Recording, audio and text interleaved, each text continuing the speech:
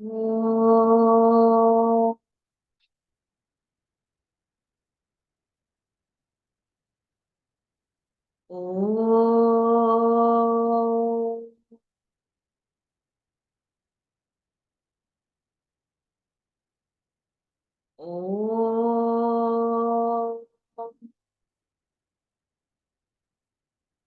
ॐ श्री गणेशाय नमः।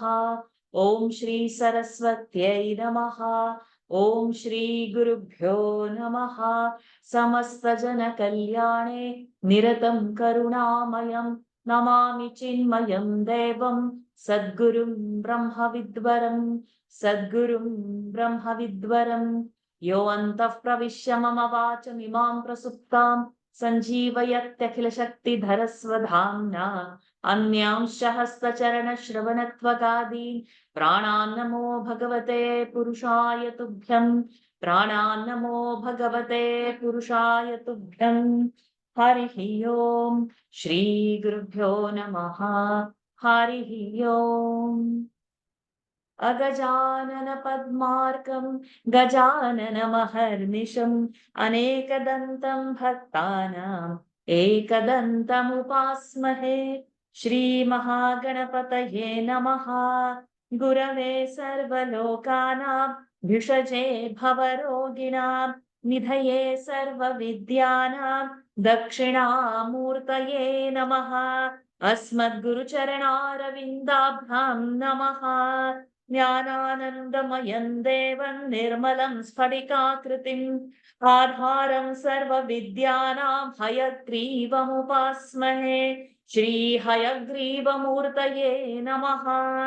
सरस्वती नमस्तुभ्यं वरदे कामरूपिणि विद्यारम्भं करिष्यामि सिद्धिर्भवतु मे सदा। श्रीमहासरस्वत्यै नमः।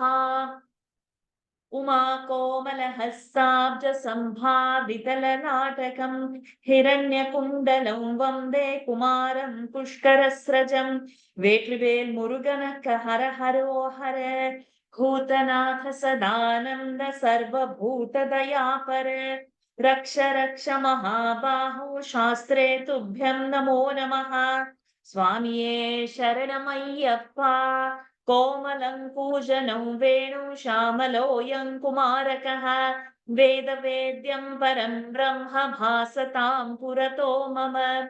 सायंकाले वनान्ते कुसुमितसमये सैकते चन्द्रिकायां त्रैलोक्याकर्षणाङ्गं सुरवरगणिका मोहनापाङ्गमूर्तिम् सेव्यं शृङ्गारभावैः नवरसभरितैः गोपकन्यासहस्रैः वन्देऽहं रासकेलीरतमतिशुभगं पश्य गोपालकृष्णम् आनीलश्लक्ष्णकेशञ्ज्वलितमकरसत्कुण्डलं मन्दहासस्यन्दाद्रं कौस्तुभश्रीपरिगतवनमालोरुहाराभिरामम् श्रीवत्साङ्गं सुबाहं मृदुलसदुदरं काञ्चनच्छायचेलं चारुस्निग्धोरुमम्भोरुहललितपदं भावयेऽहं भवन्तम्। श्रीकृष्ण गोविन्द हरे मुरारे हे नाथ नारायण वासुदेव।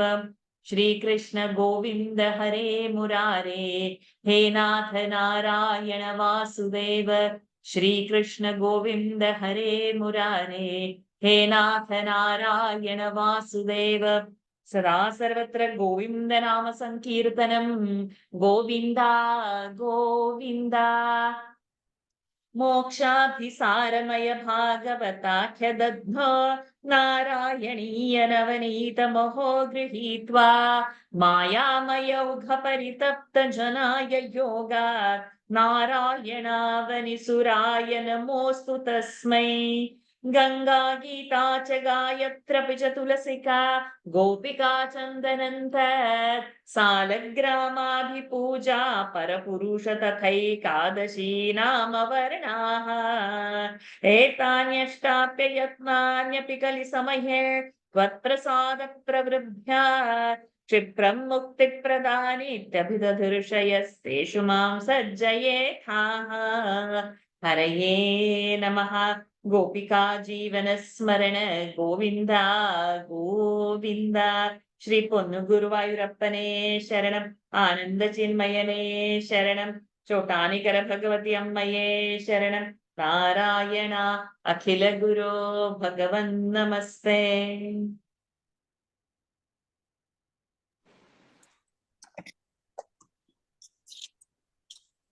सान्द्रानन्दावबोधात्मकमनुपमितं कालदेशावधिभ्यां निर्मुक्तं नित्यमुक्तं निगमशतसहस्रेण निर्भास्यमानम् अस्पष्टं दृष्टमात्रे पुनरुरुपुरुषार्थात्मकं ब्रह्मतत्त्वं तत्तावद्भाति साक्षात् गुरुपवनपुरे हन्तभाग्यं जनानाम् एवं दुर्लभ्यवस्तुन्यपि सुलभतया हस्तलब्धे यदन्यात् तन्वा वाचा धिया वा भजति बत जनः क्षुद्रतैव स्फुटेयम् एते तावद्वयन्तु स्थिरतरमनसा विश्वपीडापहत्यै निःशेषात्मानमेनं गुरुपवनपुराधीशमेवाश्रयामः सत्त्वं यत्तत्पराभ्यामपरिकलनतो निर्मलं तेन तावत् भूतैर्भूतेन्द्रियैस्ते वपुरिति बहुशः श्रूयते व्यासवाक्यम् तत्स्वच्छद्वात् यदच्छादितपरसुखचित् गर्भनिर्भासरूपम् तस्मिन् धन्या रमन्ते श्रुतिमतिमधुरे सुग्रहे विग्रहे ते निष्कम्पे नित्यपूर्णे निरवधि परमानन्द पीयूषरूपे निर्लीनानेकमुक्तावलिसुभगतमे निर्मल ब्रह्म सिन्धौ कल्लोलोलासतुल्यं खलु विमलतरौ सत्त्वमाहुस्तदात्मा कस्मान्नो निष्कलस्त्वं सकल इति वचस्त्वत्कलास्वेव भूमन् निर्व्यापारोऽपि निष्कारणमज भजसे यत्क्रियामीक्षणाख्यां तेनैवोदेति लीना प्रकृतिरसति कल्पापि कल्पादिकाले तस्या संशुद्धमंशं कमपि तमतिरोधायकौ सत्त्वरूपं सत्त्वं धृत्वा दधासि स्वमहिमविभवाकुण्ठवैकुण्ठरूपम् तत्ते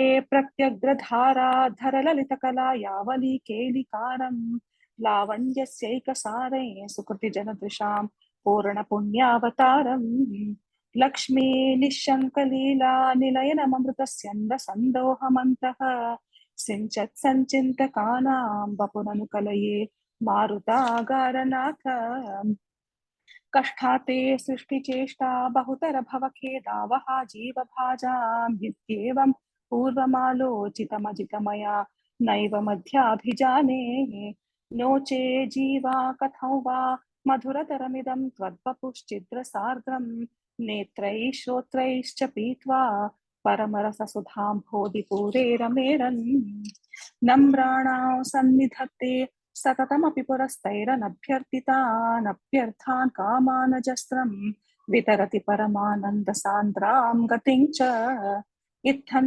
निःशेषलभ्यो निरवधिकफलः पारिजातो हरे त्वं क्षुद्रन्तं शक्रवाटी द्रुममभिलषति व्यर्थमर्थिर्व्रजोऽयम् कारुण्यात् काममन्यन् ददति खलु परे स्वात्मदस्त्वं विशेषादैश्वर्यादीशतेऽन्ये जगति परजने स्वात्मनोऽपीश्वरस्त्वं त्वय्युच्चैरारमन्ति प्रतिपदमधुरे चेतना स्वीतभाग्यास्त्वं चात्मा राम एवेत्यतुलगुणगणाधारशौरे नमस्ते ऐश्वर्यां शङ्करादीश्वर विनियमनं विश्वतेजोहराणां तेजःसंहारि वीर्यं विमलमपि यशो निःस्पृहैश्चोपगीतम् अंगा सदा श्रीरखिल विदसि न क्वापि ते संगवार्ता तद्वाता गारवासिन् मुरहर भगवच्छब्दमुख्याश्रयोऽसि सूर्यस्पर्धि किरीटमुद्वतिलक प्रोद्भासि बालान्दरम् कारुण्याकुलनेत्रमाग्रहसिदोल्लासं सुनासापुडम् गण्डोद्युन्मकराभकुण्डलयुगं कण्डोज्ज्वल कौस्तुभम् त्वद्रूपं वनमाल्यहारपडल श्रीवत्सदीपं भजे केयूराङ्गदकङ्गणोत्तममहारत्नाङ्गुलीयाङ्गित श्रीमद्भाव ചതുഷ്കസംഗതഗദാശങ്കാരി പങ്കേരുഹാം കാഞ്ചിത് കാഞ്ചന കാഞ്ചിലാഞ്ചിതലസത് പീതാംബരാലംബനീമാലംബേ വിമലാംബുജദ്യുതിപദാം മൂർത്തിം തവാർത്തിച്ഛിതം യത്രൈലോക്യമഹീയസോ വിമഹിതം സമ്മോഹനം മോഹനാത് കാന്തം കാന്തിനിധാനതോ വിമധുരം മാധുര്യധുര്യാദപി സൗന്ദര്യോത്തരതോപി സുന്ദരതരൻ ത്വദ്രൂപമാശ്ചര്യതോപ്യാശ്ചര്യം ഭുവനേന കസ്യ കുതുകം പുഷ്ണാതി വിഷ്ണോ വിഭോ തത്താദൃങ്മധുരാത്മകൻ തവ വപുഃ സംപ്രാപ്യ സമ്പന്മയീ സാ ദേവീ പരമോത്സുകാ ചിരതരം നാസ്തേ സ്വഭക്തേഷ്വപി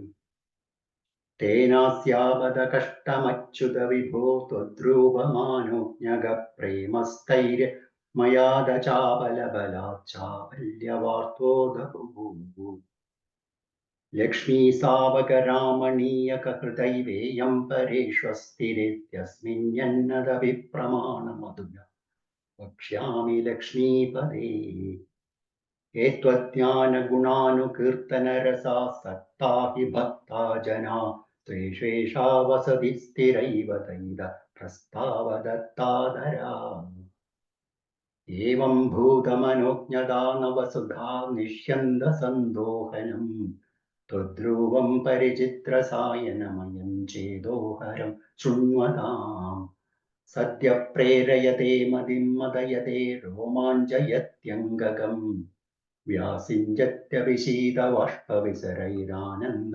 മൂർച്ഛോദ്ഭവൈः ഏവം ഭൂതതയാ ഹി ഭക്ത്യഭിഹിതോ യോഗः स योगद्वयात् कर्मज्ञानमय पुरुषोत्तमदरो योगीश्वरैर्गीयते सौन्दर्यरसात्मके त्वयि खलु प्रेम प्रकर्षात्मिका भक्तिर्निश्चयमेव विश्वपुरुषैर्लभ्या रमावल्लभ निष्कामन्नियतः स्वधर्मचरणै यत्कर्म योगाभिधम् तद्धूरेत्यबलय्यतोपनिषदज्ञानोपलभ्यं पुनः तत्त्वव्यक्ततया सुदुर्गमदरं चित्तस्य तस्माद्विभो त्वत्प्रेमात्मकभक्तिरेव सततं स्वादीयसी श्रेयसी अत्यायासकराणि कर्मपडलान्याचर्य निर्यन्मला बोधे भक्तिपथे तवप्युचितितामायान्ति किं तावता क्लिष्ट्वा तर्कपथे परं तव वपुर्ब्रह्माख्यमन्ये पुनश्चित्तार्थत्वमृते विजिन्य बहुभिः सिद्ध्यन्ति जन्मान्तरैः त्वद्भक्तिस्तु कथारसामृतचरी निर्मज्जनेन स्वयं सिद्ध्यन्ति विमलप्रबोधपदवीमत्क्लेशतस्तन्वदी सद्यः सिद्धिकरी जयत्यय विभो सैवास्तु मे त्वत्पद प्रेम प्रौढिरसाद्रदातुतरं वादालयाधीश्वर पठन्तो नामानि प्रमदभरसिंहौ निपतिताः स्मरन्तो रूपन्ते वरद कथयन्तो गुणकथाः चरन्तो ये भक्ता त्वयि खलु रमन्ते परममून् अहं धन्यान् मन्ये समधिगत सर्वाभिलषितान् त्वदक्लिष्टं कष्टं तव चरणसेवारसभरेऽप्यनासक्तं चित्तं भवति बत विष्णो हृदयाम् भवत्पादाम्भोजस्मरणरसिको नाम निवहान् अहं गायं कुहचन विवक्ष्यामि विजने कृपा ते जाता चेत् किमिव नहि लभ्यन्तनुभृताम् मदीयक्लेशौघप्रशमनदशा नाम कियती न के लोकेऽस्मिन् धनिशमयि शोकाभिरहिताः भवद्भक्ता मुक्ता सुखगतिमसक्ता विदधते मुनिप्रौढारूढा जगति खलु गूढात्मगतयो भवत्पादाम्भोज स्मरण विरुचो नारदमुखाः चरन्तीश स्वैरं सतत परिनिर्भात परचेत् सदानन्दाद्वैत प्रसर परिमग्न किमपरम् भवद्भक्तिस्फीता भवतु मम सैव प्रशमयेत शेषक्लेशौघं न खलु हृदि सन्देहकणिका न चेद्यासस्योक्तिस्तव च वचनं नैगमवचः भवेन्मिथ्यारथ्या पुरुषवचनप्रायमखिलम् भवद्भक्तिस्तावत् प्रमुखमधुरा त्वद्गुणरसात् किमप्यारूढा चेदखिलपरितापप्रशमनी पुनश्चान्ते स्वान्ते विमलपरिबोधोदयमिलन् महानन्दाद्वैतं विशति किमतः प्रार्थ्यमपरम् विधूय क्लेशान् मे कुरु चरणयुग्मन् धृतरसं भवत्क्षेत्रप्राप्तौ करमपि च ते पूजनविधौ भवन्मूर्त्यालोके नयनमथते पादतुलसी परिघ्राणे घ्राणौ शवनमपि ते चारुचरिते प्रभूताधिव्याधिप्रसभचलिते मामकहृदि त्वदीयन्तद्रूपं परमसुखचिद्रूपमुदीयात् उदञ्चद्रो माञ्चो गलितबहुहर्षाशु निवहो यथा विस्मर्यासं दुर्शमपीडा परिभवान् मरुद्गेहाधीश त्वयि खलु पराञ्चोऽपि सुखिनः भवत्स्नेही सोऽहं सुबहु परितप्ते च किमिदम् अकीर्तिस्ते मा भूद्वरदगदभारं प्रशमयन् भवद्भक्तोत्कंसं झटिति कुरु मां कंसदमन किमुक्तै भूयोभिस्तव हि करुणा यावदुदीया अहं तावद्देव प्रहितविविधार्थप्रलपितः पुरस्क्लृप्ते पादे वरद तव नेष्यामि दिवसान् यथा शक्तिर्व्यक्तं न किमुतिष्णिषेवा विरचयन् कल्यतां मम कुरुष्व तावतीं कल्यते भवदुपासनय्यया स्पष्टमष्टविधयोगचर्यया पुष्टयाशु तव तुष्टिमाप्नुयाम् ब्रह्मचर्यदृढतादिभिर्यमैराप्लवादिनियमैश्च पाविताः कुर्महे दृढममी सुखासनं पङ्कजाद्यमपि वा भवत्पराः तारमन्तरनुचिन्त्य सन्ततं प्राणवायुमभियम्य निर्मलाः इन्द्रियाणि विषया तथापहृत्या स्महे भवदुपासनोन्मुखाः अस्फुटेव पुषिते प्रयत्नतो धारयेमधिषणां मुहुर्मुहुः तेन भक्तिरसमन्तरार्द्रतामुद्वहेम भवदङ्घ्रिचिन्तकाः विस्फुटावयवभेदसुन्दरं त्वद्वपुः सुचिरशीलनावशात् आश्रमं मनसि चिन्तयामहे ध्यानयोगनिरतास्त्वदाश्रयाः ध्यायतां सकलमूर्तिमीदृशीमुन्मिषन् मधुरता हृतात्मनां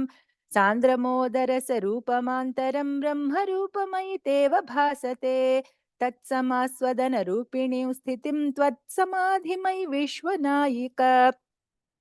विश्वनायक आश्रिताः पुनरतः परिच्युता वारभेमहि च धारणादिकम् इत्थमभ्यसननिर्भरोल्लसत्वत्परात्मसुखकल्पितोत्सवाः मुक्तभक्तकुलमौलिताङ्गताः सञ्चरेम शुकनारदादिवत् त्वत्समाधिविजये तु यः पुनर्मङ्क्षुमोक्षरसिकः क्रमेण वा योगवश्यमनिलं षडाश्रयैरुन्नयत्यजशुषुं नयाशनैः लिङ्गदेहमपि सन्त्यजन्नथो लीयते त्वयि परे निराग्रहः ऊर्ध्वलोककुतुकीतुमूर्धतः सार्धमेव कर्णैर्निरीयते अग्निवासरवलर्क्षपक्षगैरुत्तरायणजुषा च दैवतैः प्रापितो रविपदं भवत्परो मोदवान् ध्रुवपदान्तमीयते आस्थितोऽथमहरालये यदा शेषवक्त्रतः नोष्मणार्द्यते ईयते भवदुपाश्रयस्तदा वेधसः पदमतः पुरैव वा तत्र वा तव पदेऽथवा वसन् प्राकृतप्रलय एति मुक्तताम् स्वेच्छया खलु पुरा विमुच्यते संविभिद्य जगदण्डमोजसा तस्य चक्षितिपयो महो निलद्यो महत्प्रकृतिसप्तकावृतीः तत्तदात्मकतया विशन् सुखी याति ते पदमनावृतं विभो अर्चिरादिगतिमीदृशीं व्रजन् विच्युतिन्न भजते जगत्पते सच्चिदात्मक भवद्गुणोदयानुच्चरन्तमनिलेश पाहि माम्। व्यक्ताव्यक्तमिदं न किञ्चित् अभवत् प्राक्-प्राकृतप्रक्षये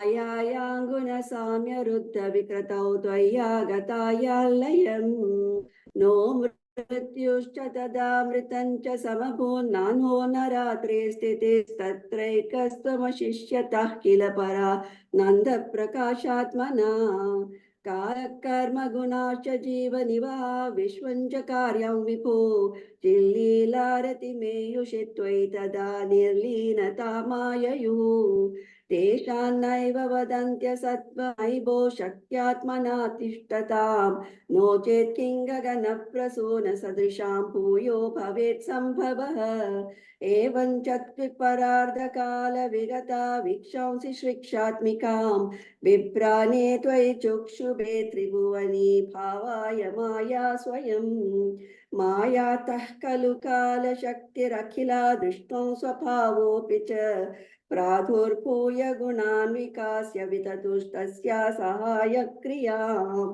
माया सन्निहितो प्रविष्टवपुषा साक्षीति गीतो भवान् भेदैस्तां प्रतिबिम्बतो विविशिवान् जीवोऽपि नैवापरः कालादिप्रतिबोधिता भवता सञ्चोदिता च स्वयं माया सा खलु बुद्धितत्त्वमसृजत्योऽसौ महान्मुच्यते तत्रासौ त्रिगुणात्मकोऽपि च महान् सत्त्वप्रधानः स्वयं जीवेऽस्मिन् खलु निर्विकल्प अहमित्युद्बोधनिष्पादकः चक्रेऽस्मिन् स विभोत् चक्रेऽस्मिन् स विकल्पबोधकमहं तत्त्वं महान् कल्वसौ सम्पुष्टं त्रिगुणैस्तमोति बहुलं विष्णो भवत्प्रेरणात् सोऽहं च त्रिगुणाक्रमा त्रिविधताम् आसाद्य वैकोरिको भूयस्तैजसतामसात् विधि भवान्नाद्येन सत्त्वात्मना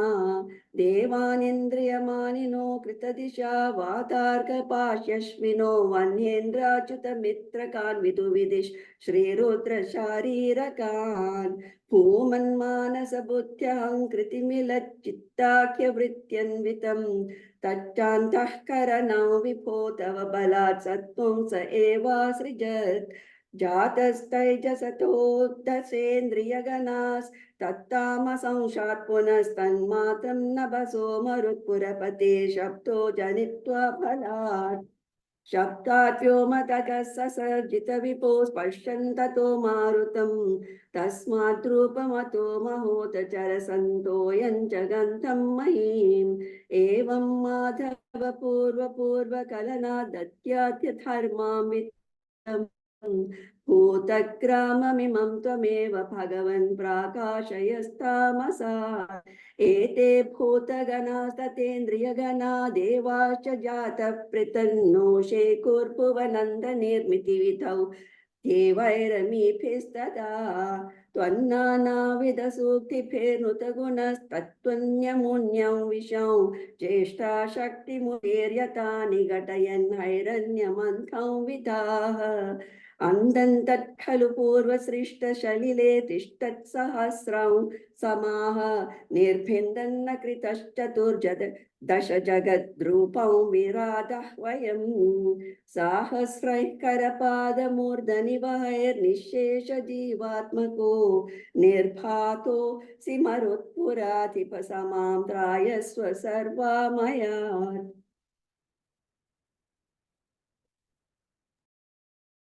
एवं चतुर्दश जगन्मयताङ्गदस्य पातालमीश तव पादतलं वदन्ति पार्दोर्ध्वदेशमपि देवरसातलन्ते गुल्पत्वं खलु महातलमद्भुतात्मन् जङ्गे तलातलमतो सुतलं च जानु किञ्चोरुभागयुगलं वितलातले द्वे श्रोणीतलं जगनमम्बरमङ्गनाभिर्वक्षस्थलचक्रनिलयस्तव चक्रपाणे ग्रीवामहस्त्वमुखं च जनस्तपस्तु फालं शिरस्ततवं समस्यमस्य तस्त्वम् एवं जगन्मयतनो जगदाश्रितैरभ्यन्यैर्निबद्धवपुषे भगवन्नमस्ते त्वद्ब्रह्मरन्ध्रपदमीश्वर विश्वखण्ड छन्दांसि केशव गणस्तव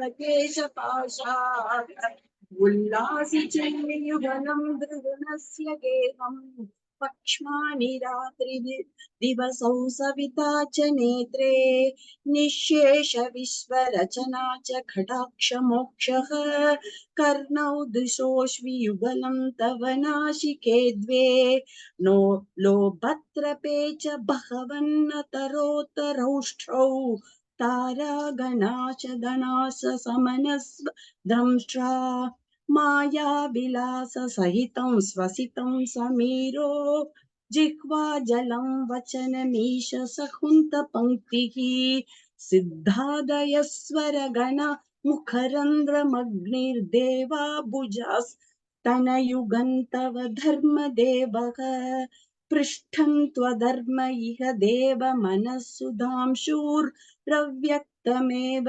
हृदयाम्बुजमम्बुजाक्ष कुक्षिः समुद्रनिवहा वसन्तु सन्धे चेफ प्रजापतिरसौ वृषणौ च मित्रः श्रोणीस्थलं मृगगणा प्रदयोर्नखास्ते अत्युष्ट सैन्धव मुखा गमनन्तु कालः बिभ्रादिवर्ण भवनं वदनाब्जुबाहुर्चारुरुयुग्म चरणं करुणाम्बुधे ते संसार चक्रमयि चक्रधर क्रियास्ते वीर्यं महासुरगणोऽस्ति कुलानि शैलाः नाट्यः सरित्समुदयस्तव वस्य रोमा जीयादिदं निर्वचनीयमीश ईदृग्जगन्मय वपुस्तव कर्म भाजां कर्मावसान समये स्मरणीयमाहुः तस्यान्तरात्मवपुषे विमलात्मनेते वादालयादिपनमोऽस्तु निरुन्दिरोहान्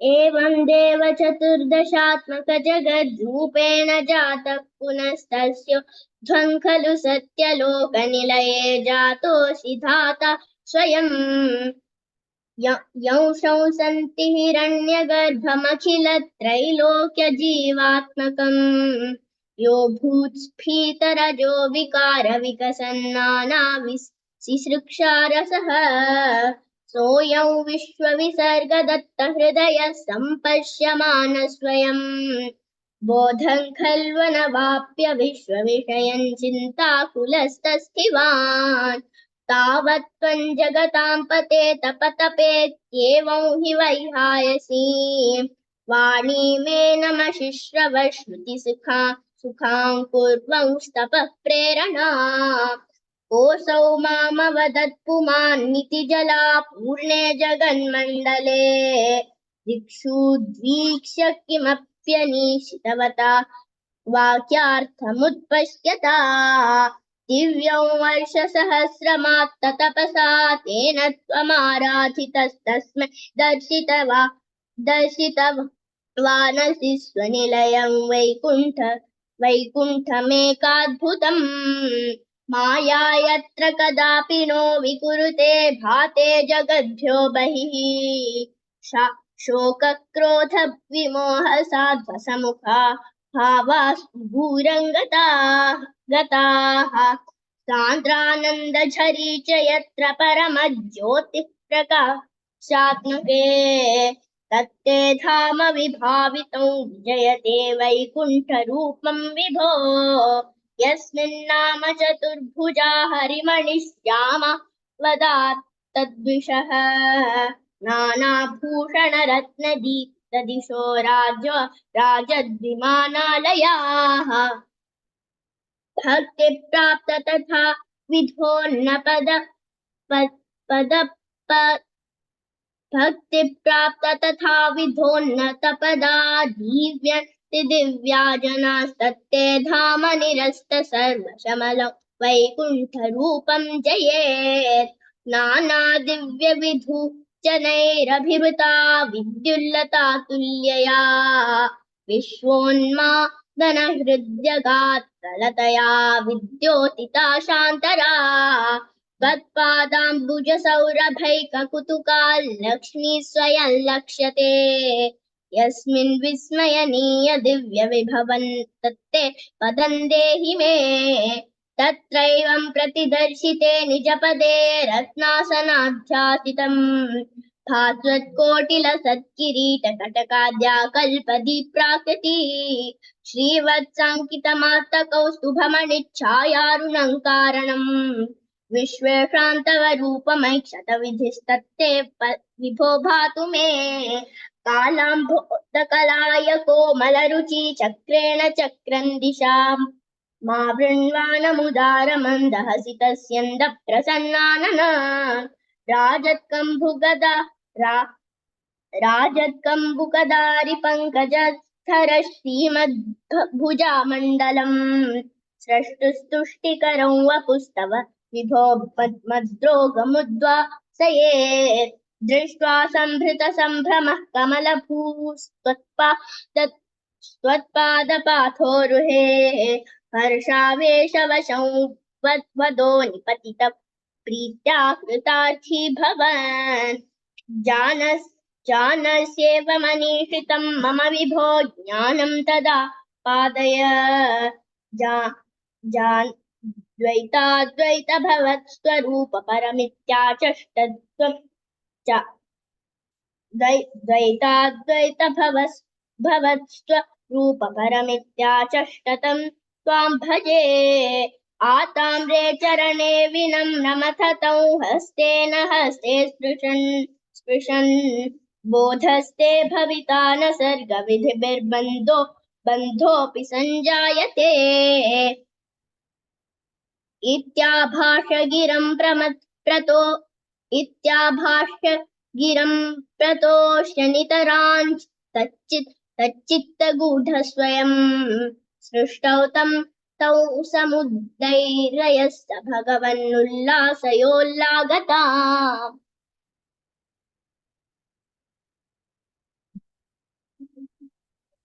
एवं तावत् प्राकृतः प्रक्षयान्ते ब्राह्मे कल्पे ह्यादिमे लब्धजन्म ब्रह्मा भूयस्त्वत्त एवाप्यवेदान् सृष्टिं चक्रे पूर्वकल्पोपमानां सोऽयं चतुर्युगसहस्रमितान्यहानि तावन्मिताश्च रजनीर्बहुशो निनाय निद्रात्यसौ त्वयि निलीय समौ स्वसृष्टैर्नैमित्तिक प्रलयमाहुरतोऽस्य रात्रिम् अस्मादृशां पुनरहर्मुखकृत्य तुल्यां सृष्टिं करोत्यनुदिनौ स भवत्प्रसादात् प्राग्ब्राह्मकल्पजनुषां च परायुषां तु सुप्तप्रबोधनसमस्ति तदापि सृष्टिः पञ्चाशदब्दमधुना स्ववयोर्धरूपमेकं परार्धमतिवृत्य हि वर्तते सौ तत्रान्त्यरात्रिजनितान् कथयामि भूमन्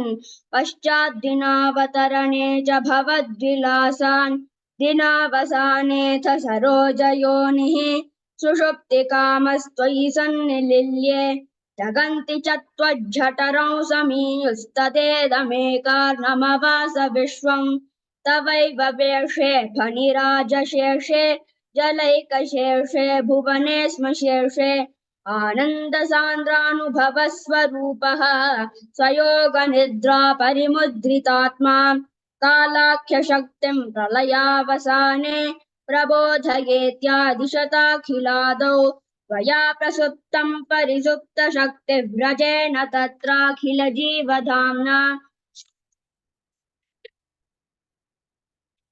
चतुर्युगानां च सहस्रमेवं त्वयि प्रसुप्ते पुनरद्वितीये कालाख्यशक्तिः प्रथमः प्रबुद्धा प्राबोधयत्वां किल विश्वनाथ विबुध्य च त्वं जलगर्भशायन् विलोक्य लोकानखिलान् प्रलीनान् तेष्वेव सूक्ष्मात्मतया निजान्तस्थितेषु विश्वेषु ददाथ दृष्टिम् ततस्त्वदीयादयिनाभिरन्द्रा दुदञ्चितं किञ्चन दिव्यपद्मम् निलीननिःशेषपदार्थमाला संक्षेपरूपं मुकुलायमानम् तदेतदम्भोरुहकुम्मलन्ते कलेबरातो यपथे प्ररूढम् बहिर्निरीतं परितस्फुरद्भिः स्वधामभिर्त्वान्तमलन्यकृन्तत् सम्फुल्लपत्रे नितरां विचित्रे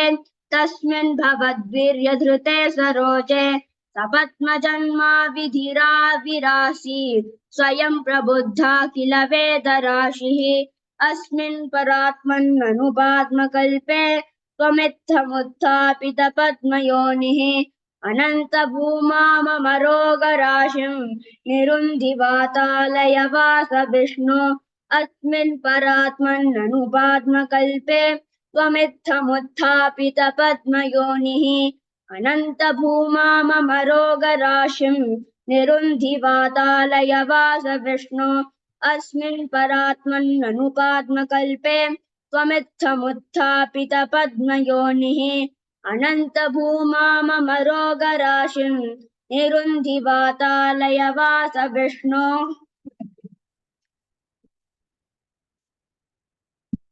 स्थितः स कमलोद्भवस्तपहिनाभिपङ्केरुहे कुतस्विदिदमम्बुधा उदितमित्यनालोकयन् तदीक्षणकुतूहलात् प्रदितिशौ विवृत्ताननश्चतुर्वदनतामगाद्विकसदष्ट दृष्ट्यम्बुजाम् महार्णवविघूर्णितं कमनमेव तत्केवलं विलोक्य तदुपाश्रयन् तव तनुं तु नालोकयन् क एष कमलोदरे महति निस्तहायो ह्यहं कुतस्विदितमम्बुजं समजनीति चिन्तामगात् अमुष्य हि सरोरुहः किमपि कारणौ सम्भवे दितिस्वकृतिनिश्चयस्त खलु नालरध्राध्वना स्वयोगबलविद्यया समवरूढवान् प्रौढधी स्वदीयमतिमोहनं न तु कलेबरं दृष्टवान् ततः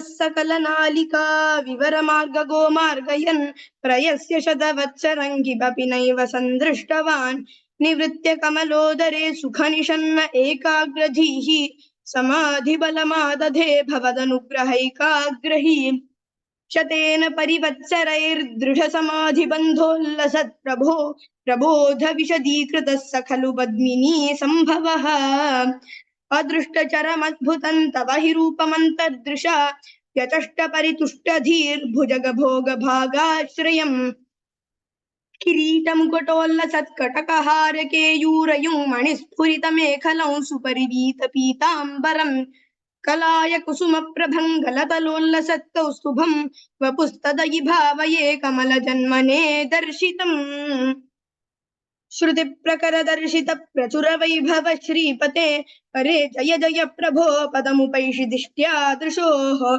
कुरुष्व धियमाशु मे भुवन निर्मितौ कर्मठामिति द्रुहिण वर्णितस्वगुणबंहिमा पाहि माम् लभस्व भुवनत्रयी रचन दक्षतामक्षतां गृहाण मदनुग्रहं कुरु तपश्च भूयो विधे भवत्वखिल साधनी मयि च भक्तिरत्युत्कटेत्युदीर्य गिरमादधा मुदित चेतसंवेधसम् शतं कृततपास्ततः स खलु दिव्य संवत्सरान् व्याप्य च तपोबलं मतिबलं च पूर्वाधिकम् उदीक्ष्य किल कंपितं पयसि पंकजं वायुना भवद्बल विजृंभितः पवनपाथसी पीतवान् तवैव कृपया पुनः सरसिजेन तेनैव सह प्रकल्प्य भुवनत्रयीं प्रववृते प्रजा निर्मितौ तथा विध कृपाम्भरो गुरुमरुत्पुराधीश्वर त्वमाशु परिपाहि मां गुरुदयोक्षितैरीक्षितैः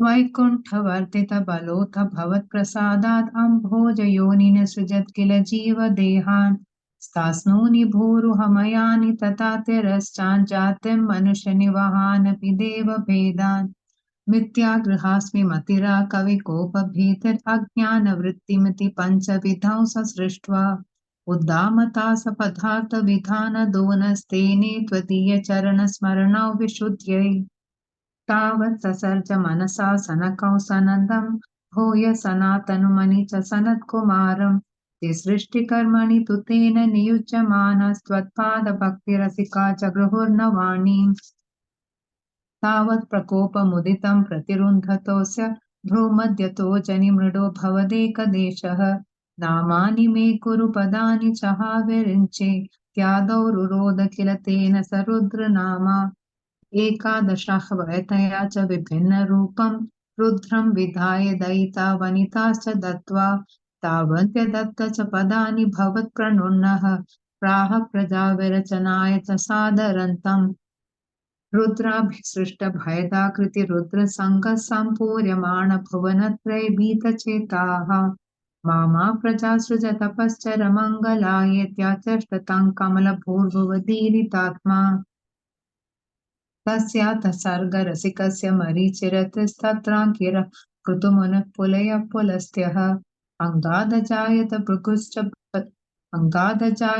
भृगुश्च वसिष्ठदक्षौ श्रीनारदश्च भगवन् भवदङ्घ्रिदासः धर्मादिकानभिसृजनत कर्दमञ्च वाणी विधाय विधिरञ्ज धर्मादिकानपि सृजन्नत कर्दमञ्च वाणी विधाय विधिरञ्जत सङ्कुलोऽभूत् त्वद्बोधितैः सनकदक्षमुखैस्तनूचैरुद्बोधितश्च विरराम तमो विमुच्यन् वेदान् पुराणि वहानपि सर्वविद्याः कुर्वन् निजान गणाश्चतुराननोऽसौ पुत्रेषु तेषु विनिधाय ससर्गवृद्धिम् अप्राप्नुवंस्तव पादाम्बुजमाश्रितोऽभूत् जानन्नुपायमथ देहमजो विभज्य स्त्रीपुंसभावमभजन्मनु तद्वधूभ्याम् ताभ्यां च मानुषकुलानि विवर्धयंस्त्वं गोविन्दमारुतपुरेश निरुन्धिरोगान् क्रमेण सर्गे परिवर्धमाने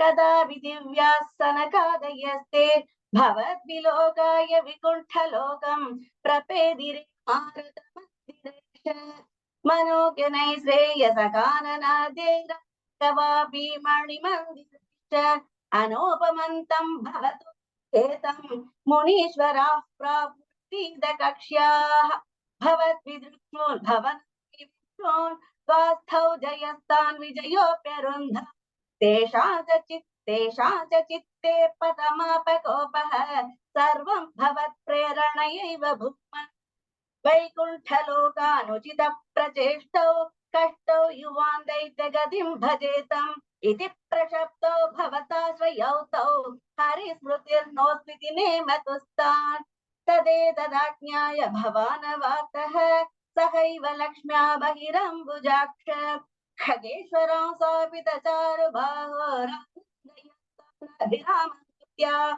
प्रसाद्य गीर्भिस्तुवतो मुनीन्द्राननतावथ पार्षदौ तौ सौराम्भयो भवैस्त्रिभिर्मन्यगादिः तदीयभृत्यावथ काश्यपातौ सुरारिवीरा उदितौ द्वितौ द्वौ संध्या समुत्पादन कष्टचेष्टौ यमौ च लोकस्य यमाविवान्यौ हिरण्यपूर्वः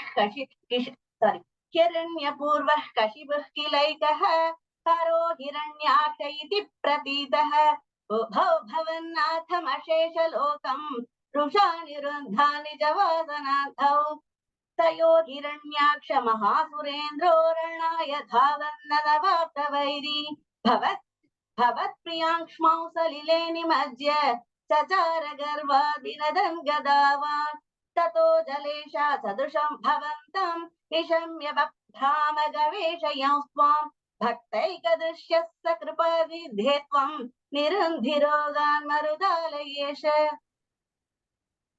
स्वायम्भुवो मनुरथो जनसर्गशीलो दृष्ट्वा महिमसमये सलिले निमग्नां स्रष्टारमापशरणं भवदङ्घ्रिसेवा तुष्टाशयं मुनिजनैः सह सत्यलोके कष्टं प्रजा सृजति मय्यव निर्निमग्ना स्थानौ सरोज भव कल्पय तत्प्रजानाम् इत्येवमेष कथितो मनुना स्वयं भूरम्भोरुहाक्ष तव पादयुगं व्यचिन्तित् हा हा विभो जलमहन्यपिबं पुरस्तादद्यापि मज्जति मही किमहं करोमि इत्थं त्वदङ्घ्रियुगलं शरणय्यतोऽस्य नासा पुटा समभव शिशुकोलरूपी सदा सर्वत्र गोविन्द नाम संकीर्तनं गोविन्द गोविन्द अंगुष्ठमात्र वपुरुत्पतितः पुरस्तात् भूयोऽथ कुम्भिसदृशः समजृम्भतास्त्वम् अभ्रे तथाविधमुदीक्ष भवन्तमुच्चैर्विस्मेरतां विधिरगात्सः सूनुभिः स्वैः कोसावचिन्त्य महिमा किटिरुत्थितो मे नासा पुटा किमु भवेदजितस्य माया इत्थं विचिन्तयति धातरि शैलमात्र सद्यो भवन् किल जगर्जित घोर घोरम् तन्ते निनादमुपकर्ण्य जनस्तपस्था सत्यस्थिताश्च मुनयो नुनुबुर्भवन्तम् तत्स्तोत्र हर्षुलमना परिनद्य भूयस्तोयाशयं विपुलमूर्तिरवातरस्त्वम्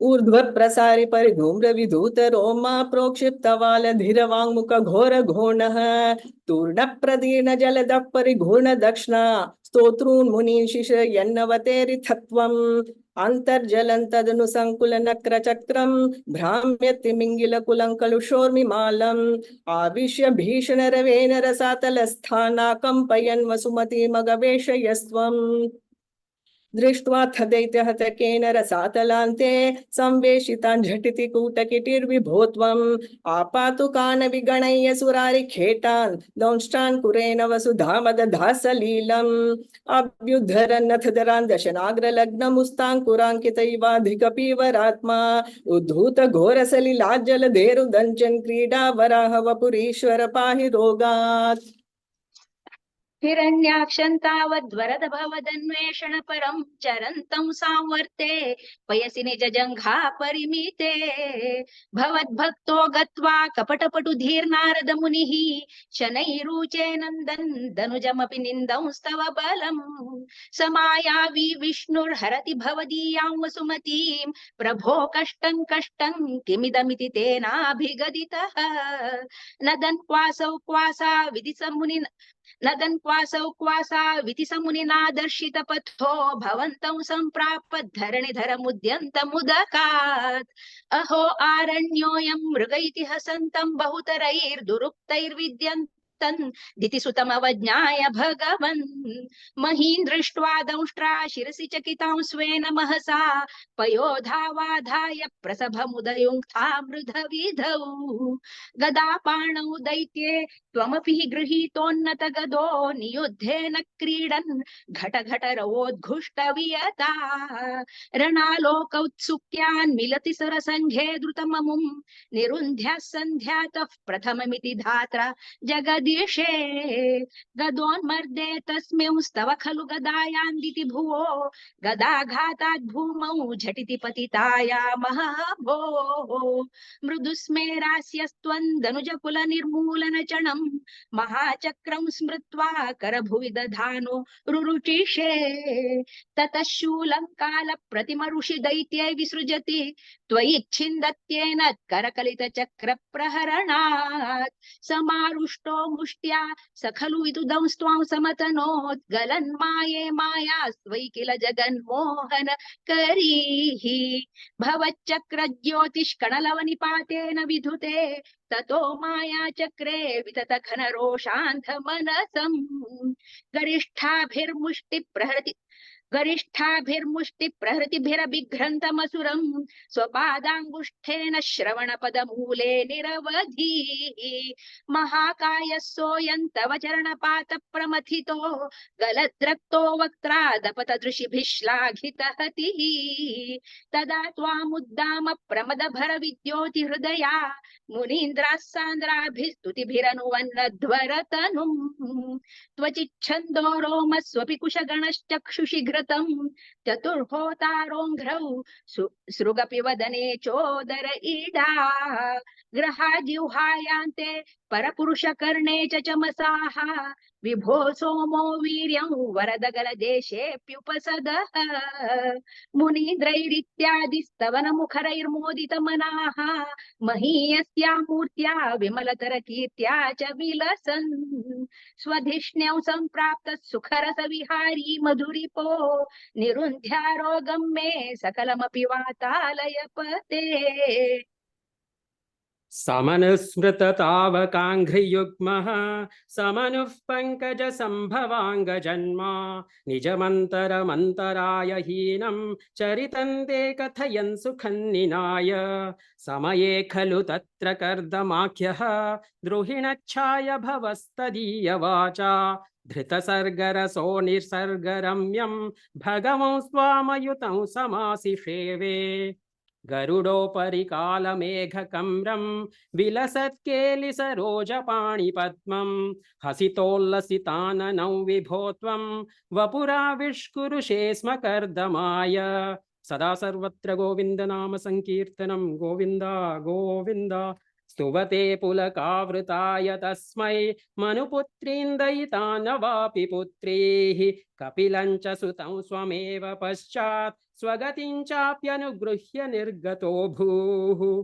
सपनुष्यतरूपया महिष्या गुणवत्या सुतया च देवहूत्या भवदीरितनारदोपदिष्टः समगात् कर्दममागति प्रतीक्षम् मनुनोपहृताञ्च देवहूतिं तरुणीरत्नमवाप्य कर्दमोऽसौ भवदर्चन निर्वृतोऽपि तस्यां दृढशुश्रूषणया दधौ प्रसादम् स पुनस्त्वदुपासन प्रभावादयिता कामकृते कृते विमाने वनिताकुलसङ्कुलो नवात्मा व्यहरद्देव पथेषु देवहूत्या शतवर्षमथ व्यतीत्य सोऽयं नवकन्या समवाप्य धन्यरूपाः वनयानसमुद्यतोऽपि कान्ताहितकृत्वज्जननोत्सुकोऽन्यवात्सीत् निजभर्तृगिरा भवन्निषेवा निरतायामथ देवहूत्यां कपिलस्त्वमजायथा जनानां प्रथयिष्यन् परमात्मतत्त्वविद्यां सदा सर्वत्र गोविन्द नाम संकीर्तनं गोविन्द गोविन्द वनमेयुषि कर्दमे प्रसन्ने मत सर्वस्वमुपादिशन् जनन्यै कपिलात्मक वायुमन्दिरेश त्वरितं त्वं परिपाहि माङ्गदौघात्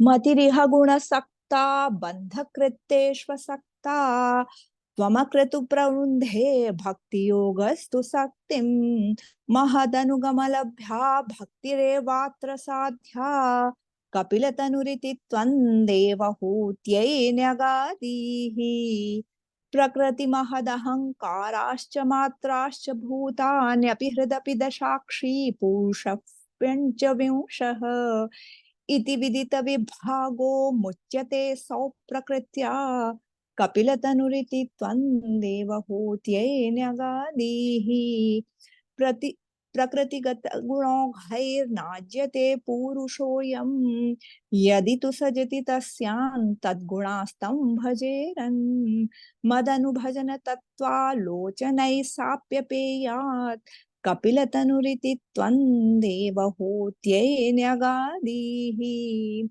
विमलमतिरूपातैरासनाद्यैर्मदङ्गं गरुडसमधिरूढं दिव्यभूषायुधाङ्कं रुचितुलिततमालं शीलयेतानुवेलं कपिलतनुरिति त्वं देवहूत्यै न्यगादीः मम गुणगणलीला कर्णनैर्कीर्तनाद्यैर्मयि सुरसरिदोघा प्रख्यचित्तानुवृत्तिः भवति परमभक्ति साहि मृत्योर्विजेत्री कपिलतनुरिति त्वं देवहूत्यै न्यगादीः अहह बहुलहिंसा सञ्चितार्थै कुटुम्बं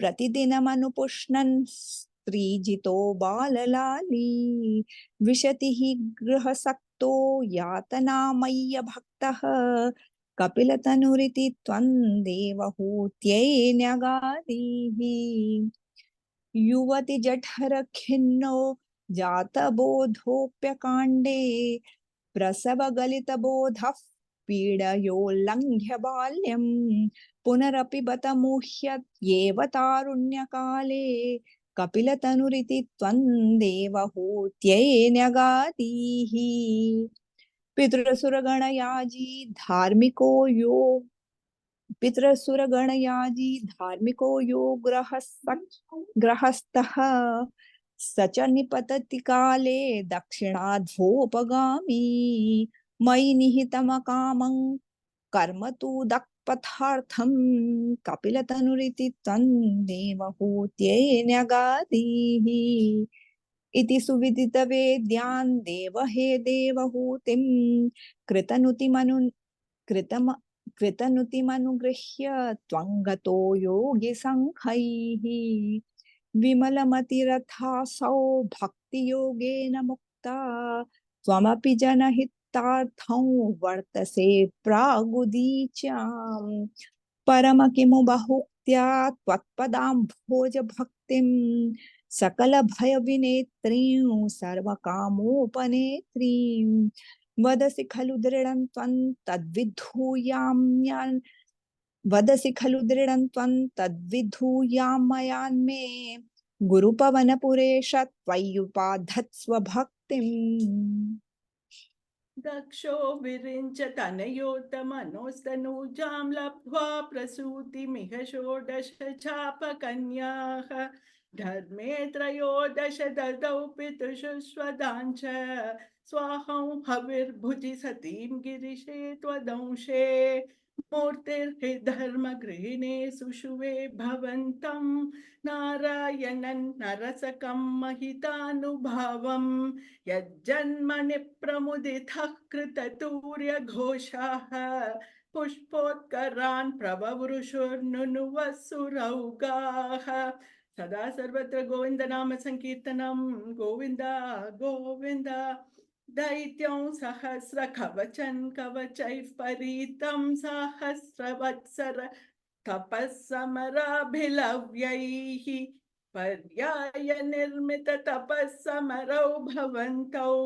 शिष्टैककङ्कटममुन्यहतौ सलीलम् अन्वाचरन् नुपदिशन्नपि मोक्षधर्मं त्वन्भ्रातुमान् बदरिकाश्रममध्यवात्सीः शक्रोधते शमतपोबलनिस्सहात्मा दिव्यान् गणा परिवृतं प्रजिघाय मायम् कामो वसन्तमलयानिलबन्धुशाली कान्ता कटाक्ष विशिकैर्विकसद्विलासैः विद्यन्मुहुर्मुहुरकम्पमुदीक्ष्य च त्वां भीतस्त्वयाथ जगदे मृदुहासभाजा भीत्या लमं गजवसन्त सुराङ्गना वो मन्मानशन्त्विह जुषत् द्वमति ब्रुवानः त्वं विस्मयेन परितस्तुवतामतैषां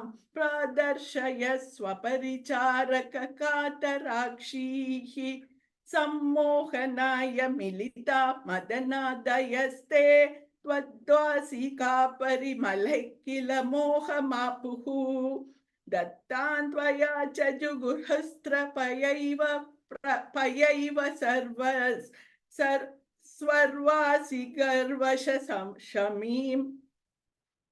स्वर्वासि गर्वशमनीं पुनरुर्वशीं ताम् दृष्ट्वोर्वशीं तव कथञ्च निशम्य शक्रः पर्याकुलो जनिभवन् महिमावमर्शात् एवं प्रशन्तरमणीयतरावतार त्वत्तोऽधिको वरद कृष्ण तनुस्त्वमेव दक्षस्तु धातुरतिलालनया रजन्धो नात्यादृतस्त्वयि च कष्टमशान्तिरासीत् येन व्यरुन्धस भवत्तनुमेव शर्वं यज्ञे च वैरपिशुने स्वसुतां व्यमानीत् क्रुद्धेशमर्दितमखः सखतु सतु कृतशीर्षो देव प्रसादितः रादथलब्धजीवः त्वत्पूरितकृतुवरः पुनरापशान्तिं सत्वं प्रशान्तिकर पाहि मरुत्पुरेश। उत्तानपादनृपतेर्मनुनन्दनस्य जाया बभूव सुरुचिर्नितरामभीष्टा अन्या सुनीतिरिति भर्तुरनादृता सा त्वामेव नित्यमगतिः शरणं गताभूत् अङ्केत् पितुः सुरुचिपुत्रकमुत्तमन्तं दृष्ट्वा ध्रुवः किल सुनीतिसुतोरिद्धिरोक्षन् आचिक्षिपे किल शिशुः सुरुच्चा दुस्सन्त्यजा खलु भवद्विमुखैरसूया त्वन्मोहिते पितरि पश्यति दारवश्ये दूरं दुरुक्तिनिहतः स गतो निजाम्बां सापि स्वकर्मगति सन्तरणाय पुंसां त्वत्पादमेव शरणं शिशवे शशंस आकर्ण्य सोऽपि भवदर्चन निश्चितात्मा मानी निरेत्य नगरात् किल पञ्चवर्षः सन्दृष्ट नारद निवेदित मंत्र मार्गः तात्वामरारध तपसा मधुकाननान्ते ताते विषण्ण हृदये नगरीङ्गतेन श्रीनारदेन परिसान्त्वित चित्तवृत्तौ बालस्त्वदर्पित मनः क्रमवर्धितेन निन्ने कठोर तपसा किल पञ्चमासान् तावत्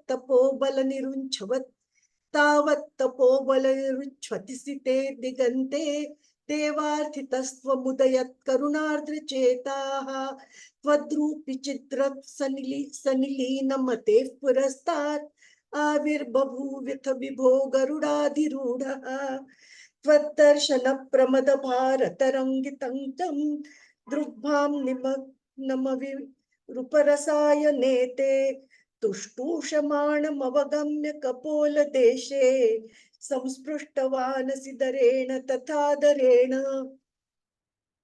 तावद् विबोध विमलं प्रणुवन्तमेनम् आभाषथा स्वमवगम्य तदीय भावम् राज्यं चिरं समनुभूय भजस्व भूयः सर्वोत्तरं ध्रुवपदं विनिवृत्तिहीनम् इत्यूचिषित्वयि गते नृपनन्दनोऽसौ आनन्दिताखिल जनो नगरीमुपेतः रेमे चिरं भवदनुग्रह पूर्णकामः ताते गते च वनमादृतराज्यभारः यक्षेण देव निहते पुनरुत्तमेऽस्मिन् यक्षैः स युद्धनिरतो विरतो मनुक्त्या शान्त्या प्रसन्न हृदया धनरादुपेतान् त्वद्भक्तिमेव सुदृढामवृणोन्महात्मा अन्ते भवत्पुरुषनीत विमानयातः मात्रा समं ध्रुवपदे मुदितोऽयमास्ते एवं स्वभृत्य जनपालन लोलधीस्त्वं वातालयाधिपनिरुन्धि ममामयौघान् ॐ नमो भगवते वासुदेवाय ॐ नमो भगवते वासुदेवाय ॐ नमो भगवते वासुदेवाय जातस्य ध्रुवकुल एव तुङ्गकीर्ते रङ्गस्य व्यजनी सुतस्सवेन नामा तद्दोष व्यतीतमतिः स राजवर्यस्त्वत्पादे निहितमनाङ्गवनं गतोऽभूत् पापोऽपि क्षितितलपालनाय वीनः पौराद्यरूपनिहितः कठोरवीर्यः सर्वेभ्यो निजबलमेव सम्प्रशंसन् भूचक्रे तव यजनान्ययन् न्यरोत्सीत सम्प्राप्ते हितकथनाय तापसौघे मत्तोऽन्यो भुवनपतिरन् कश्चनेति निन्दावचन परो मुनीश्वरैस्तैः शापाग्नौ शलभदशामनायिवेनः तन्नाशात् खलजन भीरुकैर्मुनिन्द्रैः तन्मात्रा चिरपरिरक्षिते तदङ्गे त्यक्ताघे परिमथितादथोरुदण्डा दोर्दण्डे परिमथिते त्वमाविरासीः विख्यात पृथुरिति तापसोपदृष्टैः सूताद्य परिणुत भावि भूरि वीर्यः वेनात्या कवलित सम्पदन् धरित्रीम् आक्रान्ता निज धनुषा समामकार्षीः भूयस्तान् निज कुल मुख्य वत्स युक्तैः देवाद्य समुचित चारु भाजनेषु अन्नादीन्य विलसितानि यानि तानि स्वच्छन्दो सुरवितनु मधुदुहस्त्वम् आत्मानै यजति मखैस्त्वयि त्रिधामन् आरब्धे शततम वाजिमेधयागे स्पर्धानुष शतमक एत्यनीच वेशो कृत्वा स्वन्तव तनयात् पराजितोऽभूत् देवेन्द्रं मुहुरिति वाजिनो हरन्तं वह्नोतं मुनिवरमण्डले जुहुषो रुन्धाने कमल भवे क्रतो समाप्तौ साक्षात् मधुरिपुमैक्ष्था स्वयं स्वम् तद्दत्तो वरमुपलभ्य भक्तिमेकां गंगान्ते विहित पदः कदापि देव सत्रस्थं मुनिनिवहो हितानि संसन् ऐक्षिष्टाः सन्मुखान् मुनीन् पुरस्तात् विज्ञानो सन्मुखोदितन्तधानः स्वात्मानो स्वयमगमो वनान्तसेवी तत्तादृक्पृथुवपुरेश सत्वरं मे रोगौखं प्रसमये वातगेहवासि पृथोस्तु नप्ता पृथुधर्म कर्मठः प्राचीन बर्हिर्युवतौ शतद्रुतौ प्रचेतसो नाम सुचेतसस्सुतान् अजीजनत्वत्करुणाङ्कुरानिव पितुः सृक्षा निरतस्य शासनात् भवत्तपस्याभिरतादशापिते पयोनिधिं पश्चिममेत्य तत्तटे सरोवरं सन्ददृशुर्मनोहरं तदा भवत्तीर्थमिदं समागतः भवो भवत्सेवकदर्शनादृतः प्रकाशमासाद्य पुरः प्रचेतसाम् उपादिशद्भक्ततमस्तवस्तवम् स्तवन् जपन्तस्तममी जलान्तरे भवन्तमासे विशतायुतं समाः भवत्सुखास्वादरसादमीश्रियान् बभूव कालो ध्रुववन्न शीघ्रता तपोभिरेषामतिमात्रवर्धिभिः स यज्ञहिंसा निरतोऽपि पावितः पितापि तेषां गृहयात नारद प्रदर्शितात्मा भवदात्मतां ययौ कृपाबलेनैव पुरः प्रचेतसां प्रकाशमागाः पतगेन्द्रवाहनः विराजिचक्रादिवरायुधांशुभिः भुजाभिरष्टाभिरुदञ्चि तद्युतिः प्रचेतसां तावद याचतामपि त्वमेव कारुण्यभराद्वरानदाः भवद्विचिन्तापि शिवाय देहिनां भवत्वसौ रुद्रनुतिश्च कामदा अवाप्य कान्तान्तनयां महीरुहां तया रमध्वन्दशलक्षवत्सरीं सुतोस्तु दक्षो ननु तत्क्षणाच्च मां प्रयास्यथेतिन्यगदो मुदैवतान् ततश्च ते भूतलरोधिनस्तरून् क्रुधा दहन्तो द्रुहिणेन वारिताः द्रुमैश्च दत्तान्तनयामवाप्यतां त्वदुक्तकालं सुखिनोभिरेमिरे अवाप्य दक्षं च सुतं कृताध्वराः प्रचेतसो नारदलब्धया धिया अवापुरानन्दपदं तथाविधः त्वमीश वातालयनाथ पाहि माम् ॐ नमः पार्वतीपतये हर हर महादेव प्रियव्रतस्य प्रियपुत्रभूता दागीधरा जगदितो हि नाभिः त्वां दृष्ट्वा निष्ठतमिष्टमध्ये तवैव दृष्ट्यै कृतयज्ञकर्मा अभिष्टुतस्तत्र मुनीश्वरैस्त्वं राम्य स्वतुल्यसुतमर्घ्यमानः स्वयं जनह्यहमिति प्रमाणः तिरोददावर्षि विश्वमूर्ते नाभिप्रियायामथ मेरुदेव्यां त्वमंशतो भूषभाविबाधन भाविदानः अलोकसामान्य गुणप्रभाव प्रभाविता शेषजन प्रमोदः बोलो श्री ऋषभदेव भगवान की जय त्वयि त्रिलोके भृतिराजभारं निधाय नाभिस्समेरुदेव्या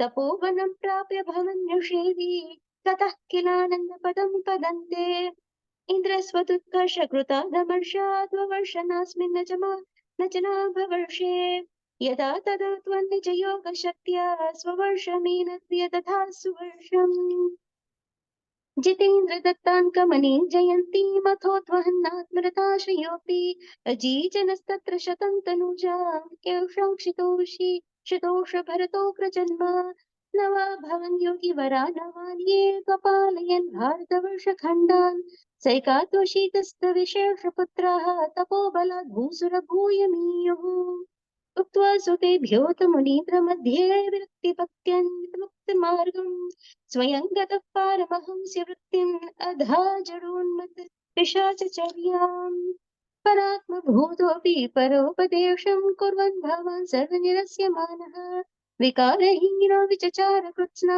महीमहीनात्मरसाभिलीनः शय्यो व्रतङ्गो मृतकाचर्यां चिरं चरन्नाप्यपरं स्वरूपम् दवाकृताङ्गकटकाचले त्वं तापान् मम पाकुरुवातनाथ सदा सर्वगोविन्दसकीर्तनं गोविन्द गोविन्द नारायण अखिल गुरु भगवन् नमस्ते।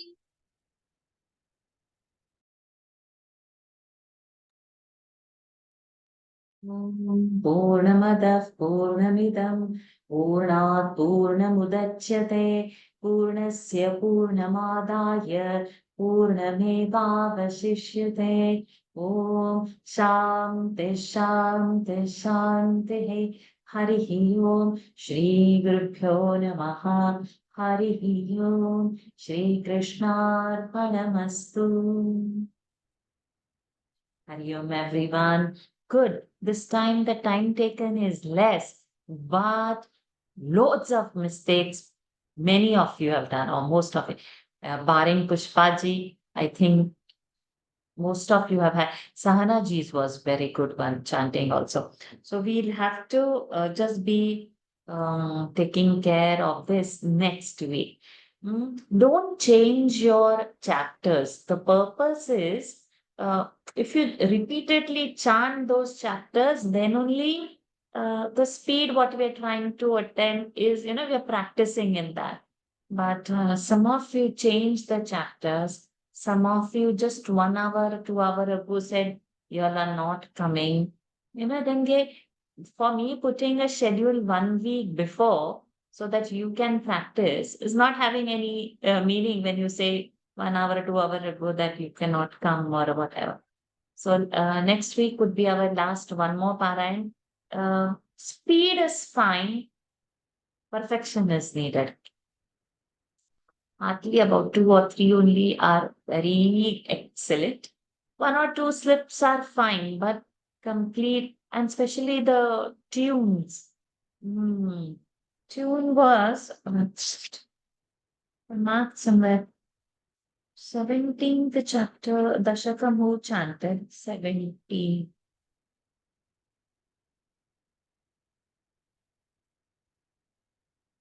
Third line. In the 17th, the entire Dashakam, the third line was going in a wrong tone. Only the 7th verse of the 17th chapter was chanted with the correct tune. But rest, all the other shlokas were in a wrong tune. The third line of the 17th Dashakam. So all that we will have to take care next week. Do practice. Latest by tomorrow, I'll post again the roster. Whoever gets that, please practice. Lata Karthik ji was very good. Sajeev ji was very good. Sahana ji was very good. And I see very nice Lakshmi ji, Lakshmi Krishna Kumar ji. Very nice, huh? What a hold. And Indra ji's last week was excellent. This week was not so very good. So we have to improve week by week, not reduce this. So that we will have to be and our altars are not being set up by everybody. Somebody has put Volini behind instead of Krishna. So all that thing will not work. Okay. And if anybody has any difficulty, please message me. We will work on that Dashakam. I'll give you the speed or a pronunciation or whatever. So effort, last week effort was seen. This week, I think the pressure of the time has negated the effort, I would say. I wouldn't say this week I'll have not taken effort. Of course, you all are taking effort. But I think that we have to complete That was, I think, bothering most of you, and hence probably are the mistakes. So this week now, practice both the pronunciation and the speed, and we'll do one more. Then we have a long break. So in June, you have a good time to revisit this particular video, which will be on YouTube. But for that, generate one good video. So today's video for pronunciation is not a good one to follow. Last week was much better than this week, I bet. Okay. And not to feel pressure, just enjoy that. Enjoy and see the end. Like 100 dashakams I have to chant. And if I'm going to go slow, for 20 dashakam, it is going to take 1.5 hours or 2 hours. That means just multiply. And in 20, in this last 8-9 dashakams were very short. But when we reach later, all the dashakams will be very big. Shragdhara and all will come. That will take longer time. So when there are shorter dashakams, we will have to cope up that speed. So like Pushpaji, she was so perfect, 2 minutes and 12 seconds. That dashakam is over. That dashakam will need only so much time. If we don't do smaller dashakams perfectly like that, then like from 90 onwards, when it comes, all big meters will come. We won't be able to do a justice then. And those verses have to be, very slow, with so much things will happen in that. And towards the end, we can't rush those. They're big and they have to be slow also. Then our first base, this is our foundation. That smaller ones. So the words have to sit on the tongue. That means per day, so many times you should have practiced and chanted. So when you get 1 month holiday for June, it is not a holiday to enjoy. It is to get it on the tip of the tongue. And probably Lakshmi ji will be the taskmaster for you all. She won't give a holiday. Maybe she'll say, okay, come on Monday also now. She'll probably say no holiday. So technically it will, we don't have class, but at least we will devote for 25 dashakams. By that time, I think the 25th, 23, 25 dashakams should. But good and also an eye-opener. Both have to happen. Okay, fine. So with this, let us end today's session and we'll join Daily Gita. Hari Om everyone. Thank you. Keep enjoying Narayana. It's sweet. Hari Om. Guruji, I want to say something. I found the Volini. Who knows background? It was your background. Actually, I am not attending from my house. There is no electricity due to weather condition. So I have come to my friend's house. Can't help it. Good. So probably you were better last week. This week was little different. You were better last week. Probably all that. The power is not there. Now how to chant, what is there, a different house. In others' house, yeah. Okay. So now that explains why Volini is there at the background. Okay. All his leelas, let us enjoy. Okay. Hari Om. Thank you. Hari Om. Thank you, Dr. Varsha. Hari Om Shanti. Thank you. Hari Om. Hari Om. Hari Om. I tried to speed up. I'm getting lots of mistakes. I don't know what Yes, don't take the pressure of the speed. That's what I said, that mostly it's that today, the speed. Hari Om. Hari Om, Varsha. Thank you. Hari Om Varsha. Thank you so much. Hari Om Varne. Chanjala chanting. Hari Om Varsha ji, thank you so much. Hari Om ji, thank you. Thank you for giving me the chance this time. Yours is 17th. Yours third line is going like first line. That should not be the case. Okay. So you just, when I upload the video, please go back to see your video. Anya sunite riti bharturanadra. So it should go in but it is not uttanapa. Anya sunite. It is not going to be sunit. It won't be like that. Just watch out the third line. Okay. Hari Om. Hari Om.